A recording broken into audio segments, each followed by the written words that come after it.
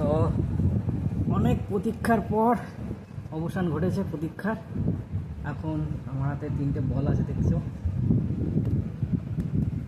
এই 3টে বল। এটা হচ্ছে সাদা ওয়ানডে ম্যাচের জন্য, আর এটা দুটো লাল বল। এটা একটু ভালো আছে, এটা একটু খারাপ। তো যাই হোক, এতদিন এর আগে সাদা বল তো পাইনি, লাল বল পেয়েছি বা ছোটোবেলায় খেলেছি, কিন্তু সাদা বলটা সেরকমভাবে পাইনি বা খেলিও নি কোনো দিন।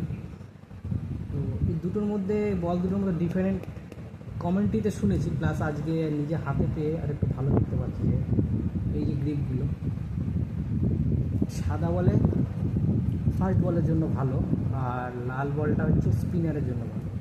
তো সাদা বল কেন স্পিনারের জন্য খারাপ আর লাল বল কেন স্পিনারের জন্য ভালো, সেটা একটু স্পেসিফিকভাবে যদি বলি,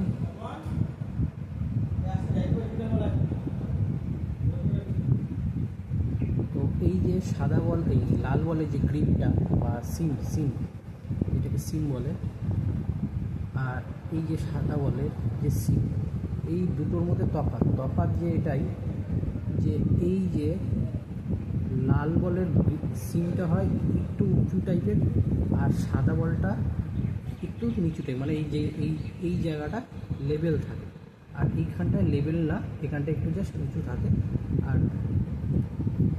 এই কারণেই যে সিমটা উঁচু থাকার জন্য ঘাসটাকে গ্রিপ করতে সুবিধা হয়, তাই স্পিনগুলো ভালো হয় আর কি।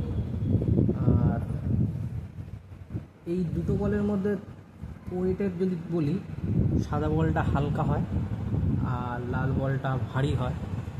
আর সাদা বলটা মাটিতে ড্রপ খেলে কম ওঠে, এই লাল বলটা ড্রপ খেলে কম ওঠে, আর সাদাটা বেশি ওঠে। তো আমি একটু যদি প্রমাণ দেখাতে পারি, প্রমাণ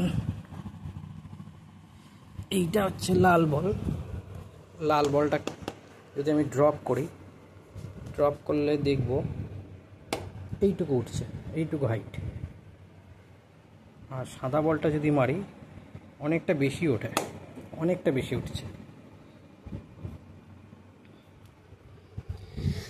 তাহলে বোঝা গেল যে লাল বলটা একটু ভারী, আর এটা অনেকটা মানে মাটির লেভেলে কম ওঠে ড্রপটা, আর সাদা বলটা কি হালকা প্লাস বলটা বেশি ওঠে।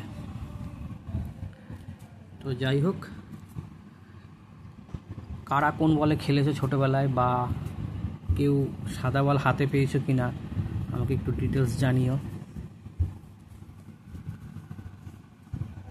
এখন এই যে 3টে বল দেখছো, এই 3টে বল আমার ভাইয়ের প্র্যাকটিস শেষ হয়ে গেছে, তো বল 3টে এখন আমার হেফাজতে, এখন আমার কাছেই থাকবে গিফটেড। তো চলো টাটা, সবাই ভালো থাকবে।